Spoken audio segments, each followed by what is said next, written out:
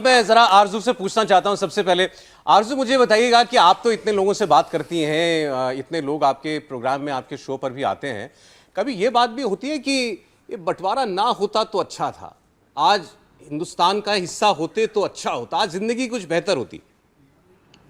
बहुत बार बात होती है और बिल्कुल ये बात भी की जाती है कि टू नेशन थ्योरी जो उस वक्त उस जमाने में बात की गई वो भी एक चूरन था जो लोगों को खिलाया गया, या अपनी पॉलिटिक्स जो है वो चमकाने के लिए शायद ऐसा किया गया।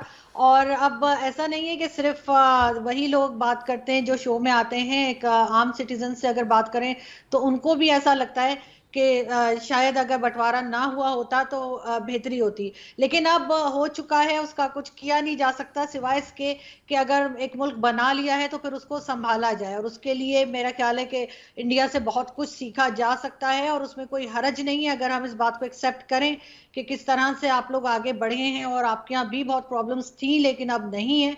तो उन चीजों को देख के पाकिस्तान को अपने आप को संभालना पड़ेगा और सीखना पड़ेगा। इसके अलावा कोई और दूसरा रास्ता है नहीं पाकिस्तान के पास। जैसे क्या मतलब, जब आप जब जब एक हिंदुस्तान की तरफ आप लोग देखते हैं, पाकिस्तानी हिंदुस्तान की तरफ देखता है, तो क्या वो चीजें हैं जिनसे जिनसे जिनसे उसको उम्मीद होती है कि ये हमारे मुल्क में भी हो, यहां भी होता ऐसा तो अच्छा होता?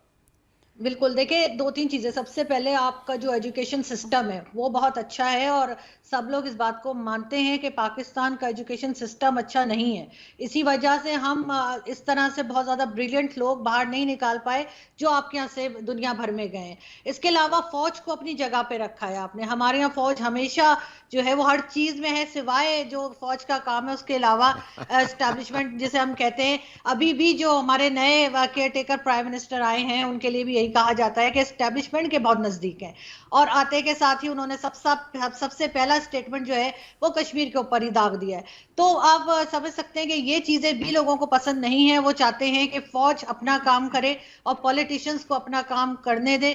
ये जो मुसलसल फौज इंटरफेयर करती है हर चीज के अंदर, एस्टेब्लिशमेंट के नाम पे हमें बार बार डराया धमकाया जाता है, वो चीज हमें भारत में दिखाई नहीं देती। तो ये भी एक चीज है जिसके लिए लोग जो है तारीफ करते हैं बिल्कुल। और इसी आपकी ज़ाहिर इकोनॉमी भी आपके आगे जा रही है, आपकी फॉरेन पॉलिसी भी इंडिपेंडेंट है, आप लोग किसी से डिक्टेशन नहीं लेते। हमें तो अपना आर्मी चीफ भी अगर रखना होता है तो अमेरिका से पूछना पड़ता है कि बताइए जी किसको लेकर आए। तो जब हर चीज में आपको दूसरी कंट्री की तरफ देखना पड़ेगा और उनका डिक्टेशन लेना पड़ेगा तो जाहिर है ये सब चीजें आपके यहाँ होती भी हमें दिखाई नहीं देती। तो इस चीज को लोग अब मानने लगे हैं। सोशल मीडिया का जमाना है, अब चीजें ढकी छुपी नहीं रह सकती, पहले की तरह कोई गलत बात नहीं की जा सकती। तो इस वजह से कई लोग इन चीजों को पसंद करते हैं।